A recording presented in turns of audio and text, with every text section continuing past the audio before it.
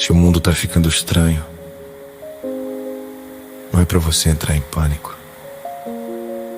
É pra você acordar. Apocalipse 3:2 diz: Eis que estou à porta e bato. Se alguém ouvir a minha voz e abrir a porta, entrarei. Percebe? Jesus não arromba, ele chama. E o barulho lá fora pode ser só o aviso para você ouvir a voz aqui dentro. Talvez o fim que você teme seja, na verdade, um começo. Um começo de volta para Deus. Um começo de vida limpa. Um começo de paz que o mundo não consegue dar. Bate a porta, eu vou